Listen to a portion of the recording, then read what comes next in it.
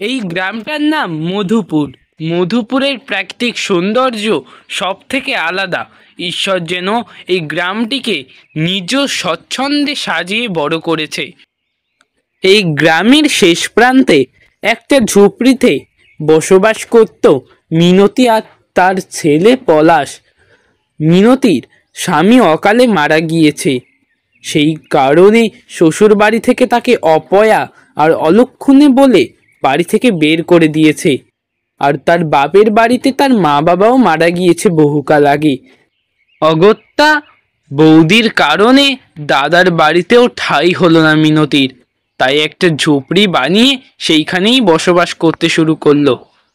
মিনতি আর মিনতির ছেলের দুবেলার অন্ন আর মিনতির ছেলের পড়াশোনার খরচ চালাতে মিনতি জমিদার বাড়িতে কাজ শুরু করে। গ্রামের কোনো ছেলে মেয়েদের সঙ্গে যদি পলাশ মিশতে যায়, পলাশকে গ্রামের ছেলেমেয়েরা অপমান করে আর নানা ধরনের কটু বাক্য শোনায়। পল্টু, আমাকে তুই খেলতে নিবি রে? আমার না খুব খেলতে ইচ্ছা করে তোদের সঙ্গে, কিন্তু তোরা তো আমাকে নিস না। নে না আজকে রে। কি, তোকে আমরা খেলতে নেব? কখনোই না।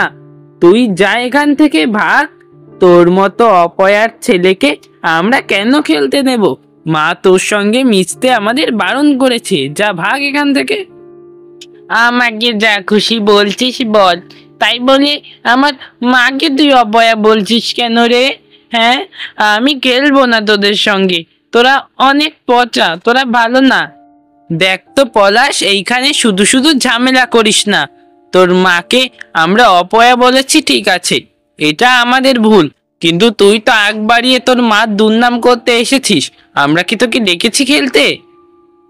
সেইখানে পলাশ আর এক মুহূর্ত দাঁড়ালো না। তাড়াতাড়ি করে কাঁদতে কাঁদতে সে চলে গেল। পলাশ সেদিন খুব মনে দুঃখ পেল। তার মাকে নিয়ে এরকম কথা রোজই তাকে শুনতে হয়। কান্না করতে করতে পলাশ একটা বট গাছের নিচে এসে বসলো। ওরা সবাই এরকম বলে কেন? হে ঈশ্বর, তুমি কি আমাদের সহায় নও? মার সারাটা দিন এত কাজ করে, এত অপমান আমার শুনতে ভালো লাগে না। কি করব আমি এখন? পলাশের যখনই মন খারাপ হয়, পলাশ এই বটতলার নিচে এসে বসে নিজের মনের দুঃখ কষ্টগুলো প্রকাশ করে। এই সেই জমিদার বাড়ি যেইখানে কাজ করে মিনতি। মিনতি খুব নিষ্ঠার সঙ্গে কাজ করে, সেই কারণে খুব অল্প দিনেই জমিদার গিন্নির প্রিয় হয়ে উঠেছে। ইরে মিনতি, কেমন চলছে তোর সংসার? ভালো কর্তামা, আপনি আমাদের অনেক উপকার করেছেন, একটা কাজের ব্যবস্থাও করেছেন। আপনার জন্যই আমি আমার ছেলেকে পড়াশোনা করাতে পারছি। আপনি সত্যিই অনেক দয়ালু। ঠিক আছে, ঠিক আছে, এই টাকাটা রাখ তো, দেখি তোর কাজে লাগবে নিয়ে। ধর ধর। আরে লাগতো না তো। আরে রাখ তো, কখন কাজে লাগবে তুই বুঝতেও পারবি না। রাখ কাছে, কিছু টাকা কাছে রাখা ভালো। গিন্নিমার কাছ থেকে টাকাটা পেয়ে খুব খুশি হলো মিনতি, কারণ তার অভাবের সংসার। এখন তার কাছে কিছু টাকা রাখলে অবশ্যই তার ভালোই হবে। সেই কারণেই টাকাটা নিতে আর দ্বিধাবোধ করল না।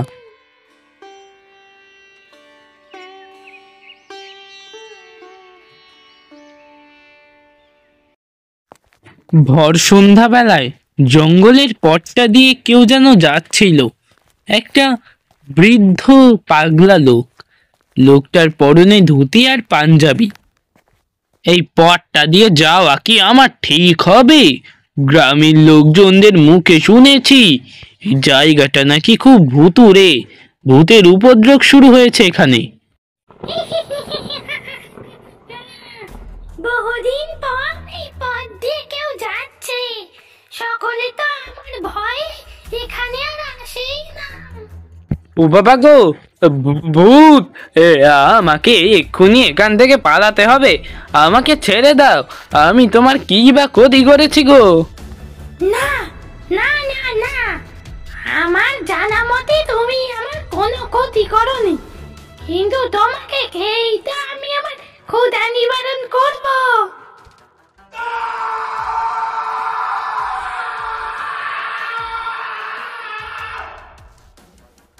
কি হয়েছে বলো বাবা। আসলে মা, কি জানো তো, অনেকদিন ধরে না আমার ইলিশ মাছ খেতে খুব ইচ্ছে করছে, কিন্তু বলতে পারিনি। ইলিশ মাছ, সে তো অনেক দাম। হ্যাঁ, এই টাকার জন্যই তো আর বলিনি। এমনিতেই কত চাপ তোমার ওপরে, তাই আর কি। আহ, আমার ছেলেটা একটা আবদার করেছে, সেটা কি আমি না পূরণ করে পারি? যাও, গিয়ে পড়তে বসো, আমি দেখছি। সত্যি মা, তুমি সত্যি ইলিশ মাছ আনতে যাচ্ছ? আমার তো বিশ্বাসই হচ্ছে না। হে হে, কতদিন পর খাবো। বাবা, গিয়ে পড়তে বসো। এই কথা বলে মিনতি তাড়াতাড়ি পা চালিয়ে ঘরের থেকে বাইরে বেরিয়ে আসে।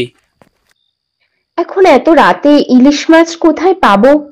না, মন্টুদার কাছে থাকতেও পারে, কিন্তু টাকা, হ্যাঁ মনে পড়েছে, কিছু টাকা তো আমার কাছে আছে, সেই টাকা দিয়েই না হয় ইলিশ মাছ কিনে আনবো। ছেলেটা কতদিন ভালো মন্দ খাইনি। না যাই, পরে না হলে মন্টুদাও বাজার থেকে চলে যাবে। এরপর গিন্নি মায়ের আজকে সকালে দেওয়া কিছু টাকা আর জমানো টাকা নিয়ে মিনতি পা চালিয়ে বাজারের দিকে রওনা হয়। তার ছেলে অনেক দিন পর আজ ইলিশ মাছ খেতে চেয়েছে। সে যদি আজকেও তার ছেলের মুখে ইলিশ মাছ তুলে না দিতে পারে, তাহলে সে মনুষ্যত্বের কাছে হেরে যাবে। মিনতি বাজারে এসে দেখতে পেল প্রায় সমস্ত দোকানপাট বন্ধ হয়ে গিয়েছে, শুধুমাত্র মন্টু জেলের দোকানটা বাদে। কি গো মিনতি বৌদি, এই ভর সন্ধেবেলা তুমি আমার দোকানে হঠাৎ কি মনে করে এলে গো? কিছু দরকার নাকি? হ্যাঁ গো মন্টুদা, এই ইলিশ মাছটা দেও। ইলিশ মাছ নেবে? সে তো অনেক দাম। তুমি টাকাটা দিতে পারবে তো? তুমি টাকা নিয়ে এসেছো নাকি বাকিতে নিবে, কি বলো তো? আসলে আমার ছেলে অনেকদিন ধরে ইলিশ মাছ করছিল, কিছু টাকা ছিল, তাই ভাবলাম আজকে ইলিশ নিয়েই আসি। দাও গো দাও, তাড়াতাড়ি বাড়ি ফিরতে হবে যে। ও আচ্ছা, তাহলে নিয়ে যাও, এই ইলিশটা নাও, খুব ভালো পদ্মার ইলিশ বলে কথা। 500 টাকা এটার দাম। এরপর মিনতি মন্টু জেলেকে 500 টাকা দিয়ে ইলিশ মাছটা ব্যাগে ভরে হাঁটা শুরু করলো। জঙ্গলের পথ দিয়ে মিনতিকে তার বাড়ি ফিরতে হবে, এটাই ছিল মিনতির কাছে সব থেকে ভয়ের বিষয়। মিনতি হঠাৎ করে থমকে দাঁড়ালো। চারিপাশ থেকে কেমন জানি একটা বিটখুটে গন্ধ আসছে। এ তো ইলিশ মাছের গন্ধ নয়, যেন পোড়া কোনো কিছুর গন্ধ। শুনেছি এই জায়গাটা তেমন একটা ভালো নয়, কদিন ধরে না কি ভূতের উপদ্রব শুরু হয়েছে। না না, আমি তাড়াতাড়ি পা চালাই। হঠাৎ করে মিনতি দেখতে পেল কেউ যেন টটটট করে হেঁটে দৌড়ে পালাচ্ছে সেইখান থেকে, কিন্তু তার মুখটা ঠিক খেয়াল করে দেখতে পারল না মিনতি। কে কে ওখানে? কেউ একজন দৌড়ে চলে গেল মনে হলো। ওই কে তুমি? কারো তো কোনো সাড়া শব্দও নেই। তবে কি আমি ভুল দেখলাম? হবে হয়তো। না যাই, ওদিকে ছেলেটা আমার অপেক্ষা করে বসে আছে হয়তো। হঠাৎ করেই মিনতির সামনে এক ভয়ঙ্কর প্রেত মূর্তি চলে এসেছে। কি ভয়ানক! মূর্তিটির গাল, হাত পা সব জায়গায় কাটা চিহ্নের দাগ। এ কি? কে কে তুমি? ভূত! বাঁচাও, বাঁচাও! কে কোথায় আছো? আমাকে বাঁচাও।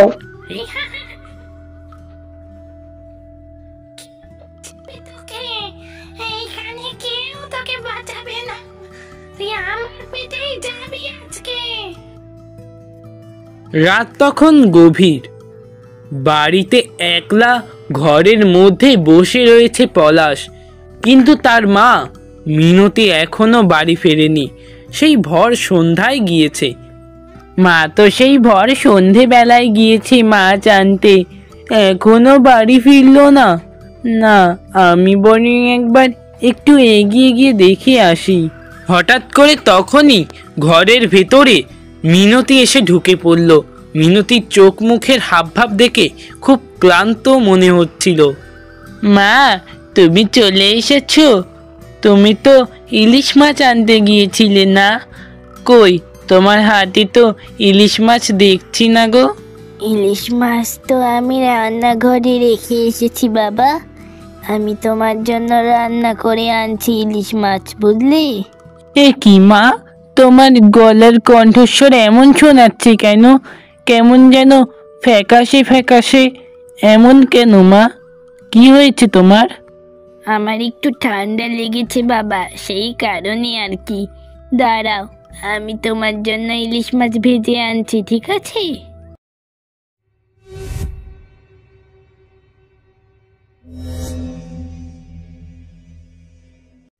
মাসি কখন ইলিশ মাছ ভাজতে গিয়েছে, এখনো এলো না। ইলিশ মাছ ভাজার গন্ধও পাচ্ছি না। যাই, গিয়ে মা কি করছে দেখে আসি। এই বলে পলাশ খাট থেকে নেমে হাঁটতে শুরু করলো রান্নাঘরে যাওয়ার জন্য। অনেকক্ষণ হয়ে গিয়েছে তার মা রান্নাঘরে ঢুকেছে, কিন্তু এখনো বের হয়নি সে। তবে রান্নাঘরে ঢুকে পলাশ যা দেখতে পেল তা দেখে তার চক্ষু ছানা বড়া হয়ে গেল। এ কি মর্মান্তিক দৃশ্য দেখছে সে! একটা পেট ছায়ামূর্তি দাঁড়িয়ে রয়েছে, যার মুখ ক্ষত বিক্ষত। সে ইলিশ মাছগুলো কেটে পিস পিস করে মুখের ভেতর পুড়ে ফেলছে। এই রকম দৃশ্য দেখে হাড় হিম হয়ে গেল পলাশের। পলাশ ধীরে ধীরে শ্বাস নিতে শুরু করলো। আর হঠাৎ করে পলাশ বুকে সাহস সঞ্চয় করে ঘর থেকে বাইরে বেরিয়ে এলো। হাঁটতে হাঁটতে সে এখন যাবে তার হরিপদ কাকার বাড়িতে। সেই কিছু করতে পারবে। হরিপদ কাকা, হরিপদ কাকা, বাইরে বেরিয়ে আসুন। আমার খুব বড় বিপদ হয়েছে কাকা, বাইরে বেরিয়ে আসুন। বলো বাবা, তোমার কি হয়েছে? এত রাতে তুমি আমার বাড়িতে? কি বলবে বলো তুমি। পলাশ এরপর হরিপদ কাকাকে তার সঙ্গে ঘটা সমস্ত ঘটনা খুলে বলল। ঘটনা শুনে তো হরিপদ কাকা একেবারে অবাক হয়ে গেল। ও বাবা, এ কি বলছো তুমি? তাহলে তো এক্ষুনি আমাদের তান্ত্রিক মশাইয়ের কাছে যেতে হবে, ভবা তান্ত্রিকের কাছে। তুমি চিন্তা করো না, উনি অনেক বড় মাপের তান্ত্রিক। একমাত্র উনিই পারবেন এই বিপদ থেকে আমাদের রক্ষা করতে, ওই প্রেতকে বন্দি করতে। ওই প্রেত হয়তো তোমার মাকে মেরেও ফেলতে পারে। সেই কারণে আমাদের আর বিলম্ব করলে চলবে না। তাড়াতাড়ি করে চলো আমার সঙ্গে। সবটাই তো শুনলেন বাবা, এখন কি করা যায় বলুন তো? এই ছেলেটার যে ওর মা ছাড়া পৃথিবীতে আর কেউই নেই। ছেলেটা যে অনাথ হয়ে যাবে। কিছু একটা করুন আপনি বাবা। দেখো, আমার হাতে কোনো কিছুই নেই। আমি শুধুমাত্র ওই পিশাচিনীকে এখানে নিয়ে আসতে পারি, তারপর তন্ত্রক্রিয়ার মাধ্যমে ওকে নাশ করতে পারি। ও হয়তো মিনতিকে অনেক আগেই শেষ করে ওর দেহের মধ্যে প্রবেশ করেছে। এসব কি বলছেন? মিনতিকে মেরে ফেলেছে ওই পিশাচ? হায় হায়, এইবার ওই পলাশকে আমি কি জবাব দিব? পলাশ পলাশ তো আমার ছেলের মতো, ওকে বাড়িতে আমি একা রেখে এসেছি। শোন, পলাশের দায়িত্ব তোকেই নিতে হবে। আর আমি একটা তন্ত্রক্রিয়া করব, তার জন্য তোকে ওই ঘরের মধ্যে যেতে হবে, বুঝতে পারলি? এইখানে তো থাকা চলবে না। আচ্ছা বাবা, আপনি যা বলবেন আমি অক্ষরে অক্ষরে সেটাই পালন করব। আপনি আমাদের শুধু রক্ষা করুন এই পিতিনির হাত থেকে। আমি যাচ্ছি ঘরের ভেতরে। এরপর ভবাতান্ত্রিক আগুন জ্বালিয়ে কঙ্কালের সামনে অনেক মন্ত্রতন্ত্র পড়তে শুরু করলো। পরক্ষণে পরিবেশটা যেন ঘুটঘুটে অন্ধকারের মতো ভয়ঙ্কর হয়ে উঠল। চারিদিক সব শীতল আর শান্ত। এই থমথমে পরিবেশের মধ্যেই ভবাতান্ত্রিকের সামনে সেই পিশাচিনী এসে দাঁড়ালো। কি ভয়ানক তার রূপ, হাড় হিম করা তার সেই চেহারা। আচ্ছা, তুই তাহলে সেই প্রেতিনী যে সবাইকে অতিষ্ঠ করে মারছিস। আজ তোর একদিন কি আমারই একদিন রে। বল, কেন জ্বালাতন করছিস এই সমস্ত নিরীহ গ্রামবাসীদের? কি এমন ক্ষতি করেছে ওরা তোর যে তুই ওদের পেছনে হাত ধুয়ে পড়ে রয়েছিস? ওরা ওরা নিরীহ? ওরা কেউ নিরীহ নয়, ওরা পাপী। ওরা ওরা সমাজকে দূষিত করছে। কেন? ওরা কি করেছে তোর? কি ক্ষতি করেছে বল বল বলছি, নইলে নইলে সর্ষে পড়া দিলাম। ওং হিং ক্রিং ফাট স্বাহা। এই সমস্ত মানুষরা কেউ ভালো নয়, সবাই অর্থের লোভে পিছনে পড়ে রয়েছে এক একজনের। সকলে মিলে এই জঙ্গলটাকে ওরা অ্যাপার্টমেন্ট বানাতে চেয়েছে, ওইখানে পার্ক বানাবে।